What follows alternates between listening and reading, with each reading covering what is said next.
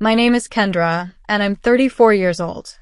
I had just gotten home from a double shift at the hospital where I work as a senior nurse, my feet aching, my back tight, my mind already half asleep before I even walked through the front door of my parents' house.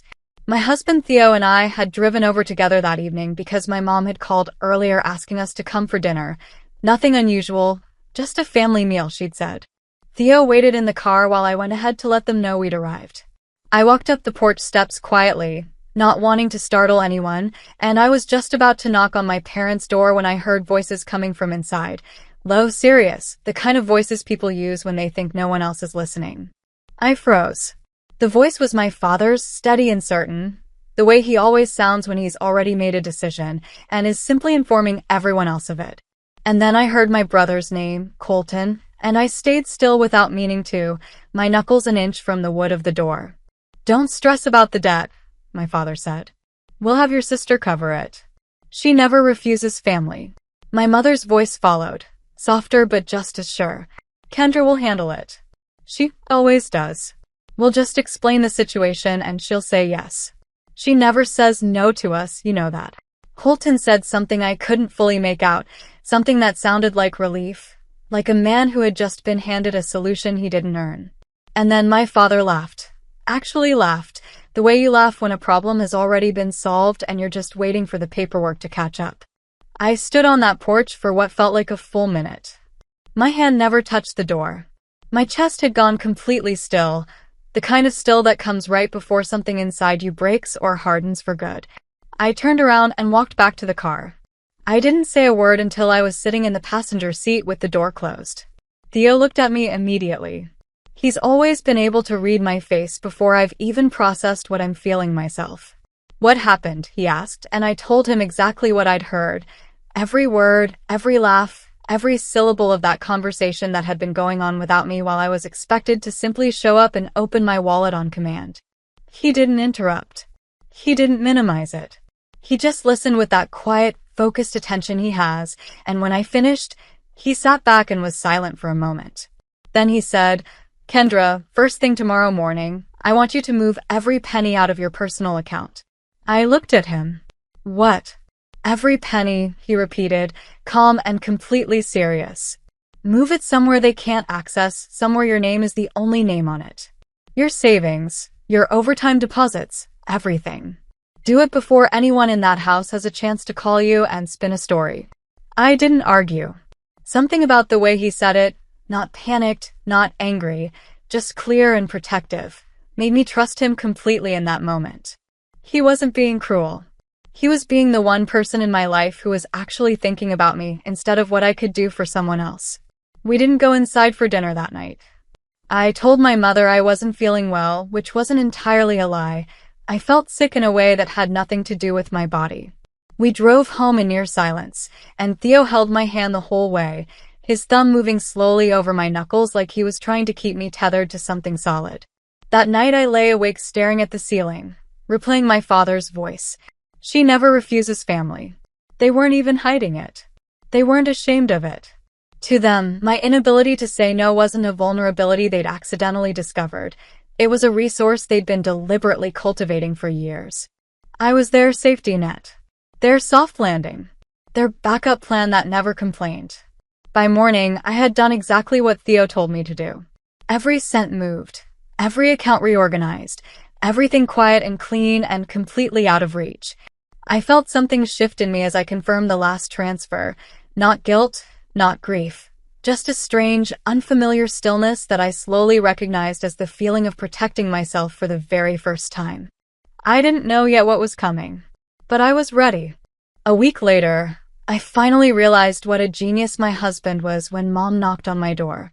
It was a Tuesday afternoon, and I was home on my day off, still in my comfortable clothes, drinking tea at the kitchen table when I heard the knock.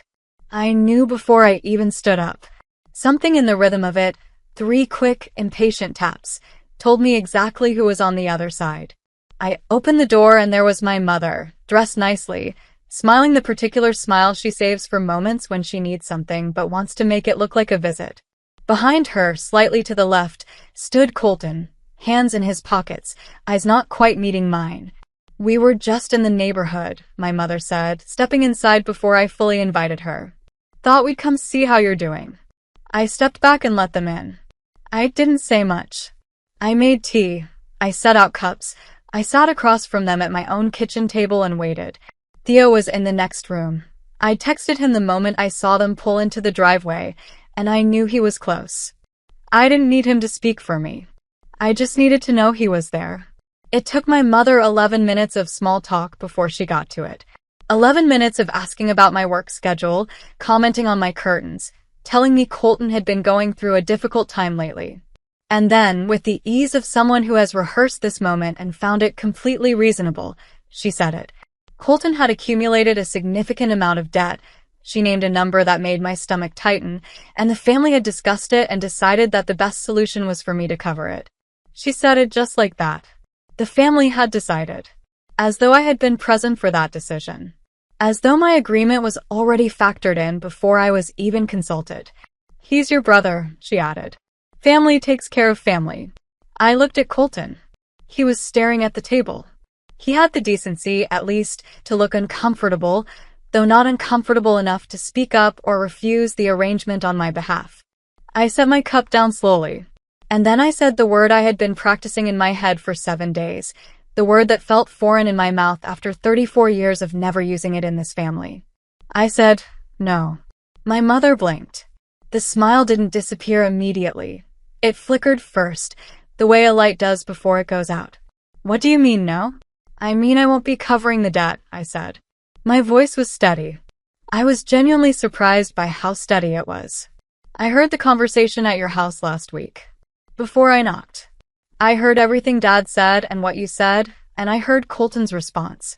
I know this wasn't a spontaneous request. I know it was planned. And my answer is no. The silence that followed was the loudest thing I have ever heard inside my own home. My mother shifted immediately into the language of guilt. She told me I was being selfish, that family didn't keep score, that I had more than enough and Colton was struggling, and how could I sit there and refuse my own brother? Every sentence was designed to make me feel small, irresponsible, cold. And 6 months ago, even 3 months ago, it might have worked. I might have started apologizing before she finished speaking, but something had changed in me on that porch the week before, and I felt it now like a quiet wall inside my chest that their words simply could not get through. Theo came into the kitchen then. He didn't say anything dramatic. He just stood beside me, poured himself a glass of water, and looked at my mother calmly. His presence alone changed the temperature of the room. My mother tried one more time. She looked at me and said, "After everything we've done for you." And I said, gently but without flinching, "I'm grateful for what you've done for me. And I love this family. But I will not be used as a financial backup plan that was arranged without my knowledge. That's not love. That's not family. That's just convenience." They left 20 minutes later. My mother didn't hug me at the door.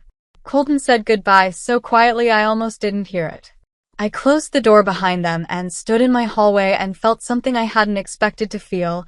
Not sadness, not anger, but relief.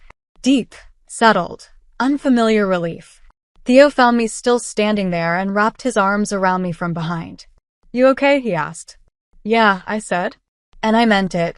Maybe more than I'd meant anything in years. Because that was the day I stopped being the sister who never refuses family, and started being the woman who finally chose herself. If this story hit you somewhere real, you already know what to do. Subscribe to the channel. New stories drop regularly, and every single one is worth your time. Hit that button